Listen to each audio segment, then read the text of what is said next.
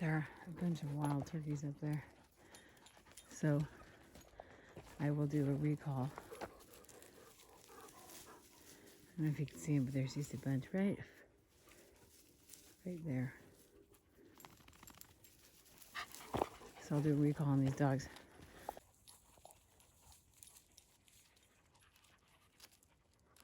Bunch of them, but we're gonna get up there. They're gonna smell them, and then I'll recall them in the woods. So I can either choose to recall them or teach them not to chase turkeys. But because the turkeys will be gone at that point, but they'll smell fresh scent, I'll just do recall. And that's two different ways to do things. If I was teaching a dog not to chase something, it would be with the word quit, followed by an aversive to get a little bit of remorse from them, the dog, and then I'd reconcile and we move on. When you want to stop behaviors, you do a positive punishment event, which is what I preface with the word quit. In this case, I think the turkeys are going to be so far away that they're not really chasing turkeys, that if it was deer and they saw the deer and they decided, I'm chasing that deer, I would say quit and do what I just said.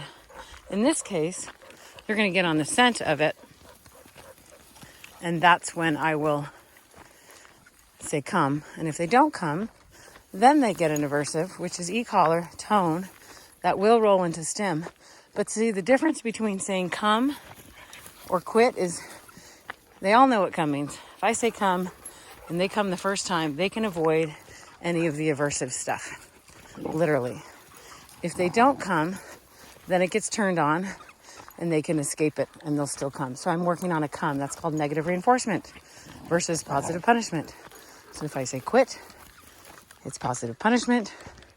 If I say come, they have the chance to escape the aversive if they choose not to come when I turn it on, or avoid the aversive altogether by coming the very first time. The owner should listen to that again, because we'll talk about it when they're here. And I want the owners to really understand what they're doing. Like not in the training program with me, but when they have an opportunity like this, they're like, what am I going to do? Am I going to practice recall? Or am I going to teach the dog to stop chasing whatever it is? You have to be clear what you're going to do. And in this situation, I'm going to teach them to come, or back to negative reinforcement by using that piece to work on their recall or their come command. And you can see that she's already onto the turkeys up there, Miss Cora. It was still a little ways up, but, oh, and there's also turkey poo. So if there's turkey poop and they decide to eat it, that would be more of a positive punishment event, stopping them from eating turkey poop. Not going to recall them off of eating turkey poop, but actually stop them from eating the turkey poop. I hope that makes sense. You have to be clear with what you're asking of your dog so you can communicate in the most effective, fair way for the dog to know what it should be doing. And in the long run, the dog gets it much quicker because you're really consistent, but you're clear with your communication. So they smell the turkeys now. Haven't seen any turkey poo eating though.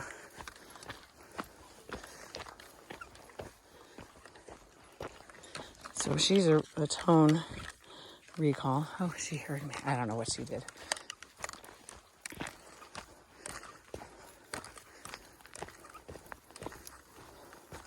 Sorry, she's not tone. I always say tone, but when I say tone, 99% of the time, actually 100% of the time with this dog, I'm meaning vibrate function, not tone.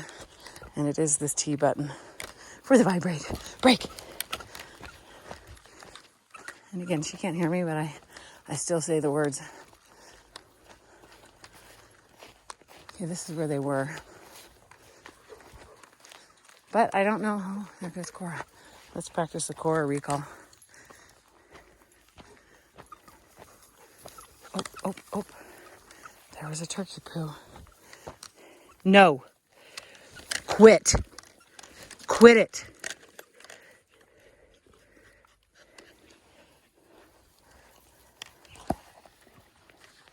No. No, quit. This is the turkey poop that they want to eat.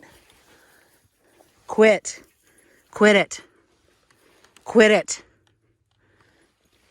So I'm teaching them not to eat poo.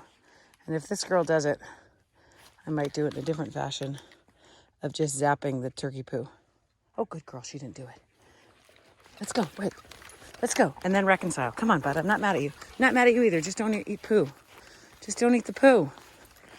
So no aversive except for me and my tone in their voice, in their face. Oh, Cora, come. Good girl. No, he called her. She avoided it. Come. Let's echo this girl back. Come. Nope, come. Sit, Cora. All the way in. Sit. Noelle, sit. Good. Stay. No, stay.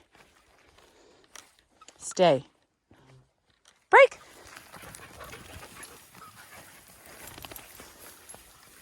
So again, back to that quit for eating the poo. That wasn't much. Like, that's not going to stop a dog from chasing deer, especially if the deer is 10 feet away.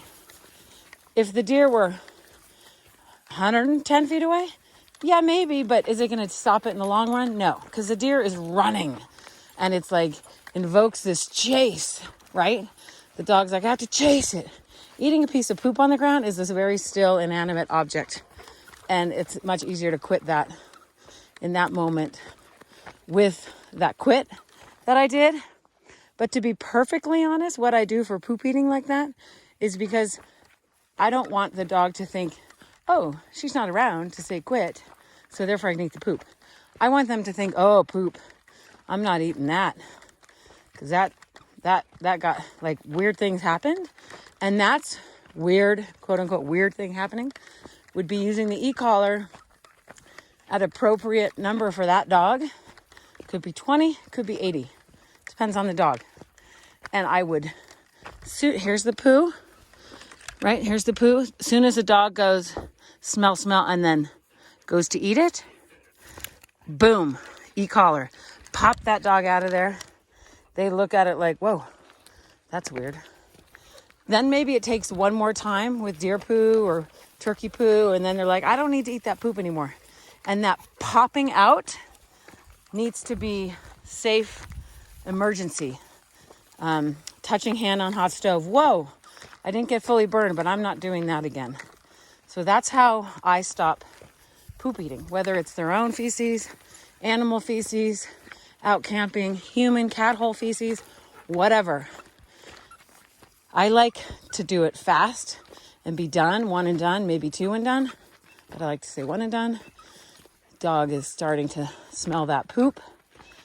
Thinking about it, mouth goes to open.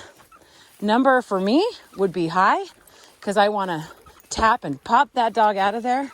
So that dog's like, I'm not going near that thing again. And then maybe one more time, maybe two, the dog generalizes, oh, it wasn't that particular poop in that particular area. It's all poop. It's me going to eat the poop. I can smell the poop, but as soon as I go to eat it, weird stuff happens. So that's what I like to do there.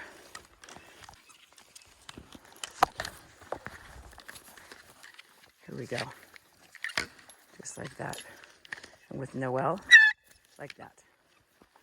That was what I was just talking about. Because she's eating turkey poop.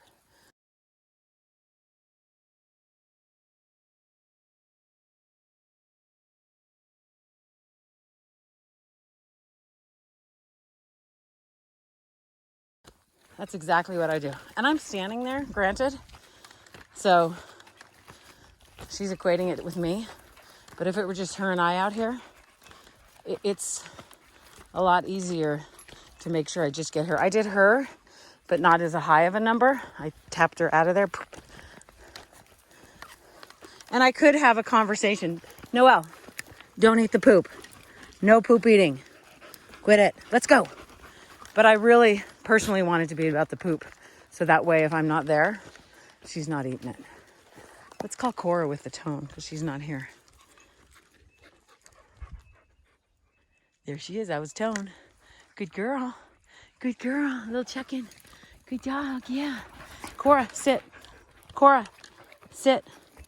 No, Cora. Good. Get that sit. Break. Let's go. She was being distracted by licking Poop Eater's mouth. So after all of that, none of them are worse for the wear. Especially Noelle, who's the one that had the zap. And the turkey poop eating. We're kind of wandering around that area, seeing if I can find any more for any of the other dogs. But, oh, there's a squirrel sound. She's fine from that. She probably will try it one more time, and then we'll be done with it. Let's do a little recall. Here she comes. Let's go, let's go. Come on, Cora. Good girl. Come on. Good girl, Cora. Let's go, let's go. So let's go as we're just moving on. I'm not making her check in this time because I just want to keep them moving, see if we can find any more turkey poo. There's a piece there. Not super fresh like the others. But Noelle has recovered just fine. Like I said, she might eat one more chunk of poo and then learn a lesson around turkey poop. And then maybe it'll be deer poop somewhere. And then she's like, I'm just not eating poop anymore. So I'd rather do that any day than send you to the vet for eating something you shouldn't have. So if I haven't given it to them, they can't eat it. Come on, good girl. Doing a little ball playing. Very end of our video for you guys. Hey, hit. Nope, drop. I was about to say hit the road to that guy. Oh, you're not going to go this time, Cora. Good girl. Hey, get out of there. No. They need to give me the ball, otherwise I can't throw it. Oh, hi, Cora. Hi, Becky. Oh, who's going to get it? Who's going to get it? Who's going to get it? There's a final check-in with these guys on this Sunday fun day outing. Mostly just hanging out and walking. Let's go.